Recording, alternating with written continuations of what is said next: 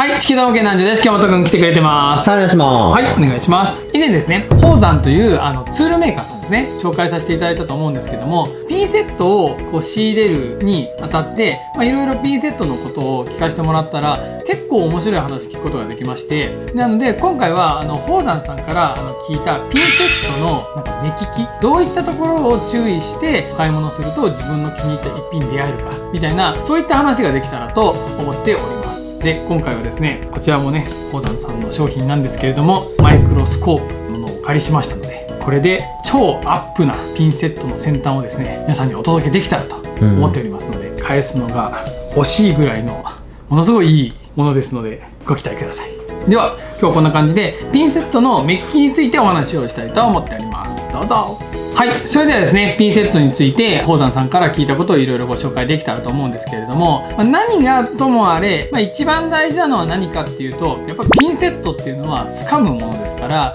長時間使っていて、疲れないとか、狙ってるものはしっかり掴みたいとかね、そういったことがやっぱり一番なんですよね。掴みやすさっていうのは結局どこに現れてるかと言いますと、やっぱり先端なんですよね。先端が揃ってるかどうか、これが一番大事なんですよ。先端がずれていると皆さん経験あると思うんですけども、例えばこうピンとねパーツが弾け飛んでしまったりとか、あれっていうのはやっぱりずれてるからなんですよね。噛み合わせが悪いからカクンってなってね、それで飛んでしまうんですよね。あとは力をこう込めた時に先端が開いてしまうってことがあると思うんですよ。その開いてしまうことでやっぱり緊張してね、こうついつい力入った時に先端が開いてパーツがポロッと落ちてね、やっぱこれは掴みにくいにつながりますからね。あとは長時間使っていられるっていう意味では、こう左右の厚みがやっぱなるべく同じなものがいいんですよね。本当に自分の指がまるで伸びたようなこうダイレクトな感じでこうねパーツに伝わって、もう長時間使ってても疲れないと。宝山さんも日々研究していると言っておられましたからね、それは90種類出ますよ。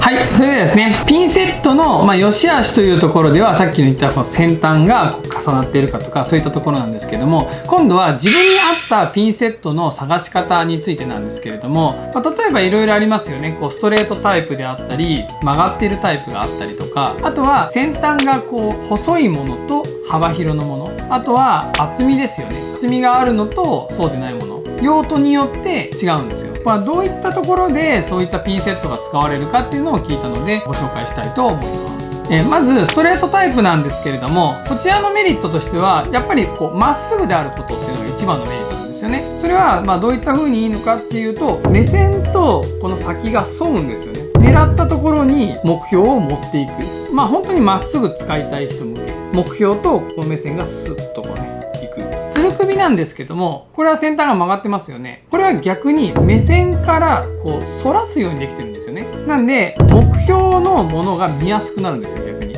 少しその細かいものというよりは、ピンセットじゃなくて対象のものがよく見えた方がいいっていう方なんですよね。だから例えばあとは曲がっているので、上からこうつまむのに向いてい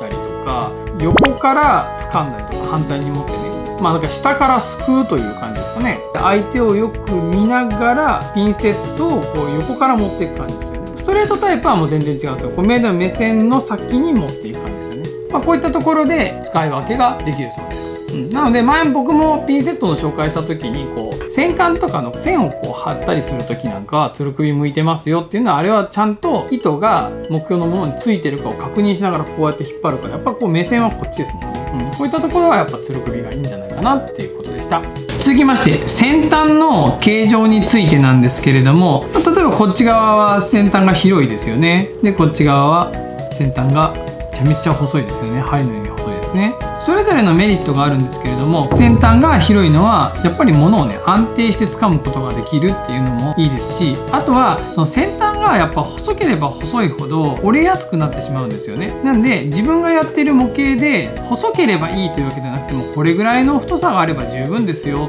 っていう模型もあるじゃないですか。こちらの一方細い方なんですけども、こちらは細くて、これ宝山さんすごいんですけど、先端合わせるのってめちゃくちゃ難しいんですよ。これもやっぱり職人技だそうで、もう一本一本もう手でやらないと、合わせられないんですって。細ければ細いほどどうなるかっていうのをちょっと今からここにあるパーツで試してみますね。幅が広いのはこうやって安定して持てるんですけれど、どこに接着剤つけてね物を置いていいかちょっとわからないんですよね。こんな感じで先端が細いものはほらしっかり掴んでどこに物があるかってはっきり見えますよね。裏側に接着剤をつけて、で狙ったところにピタッと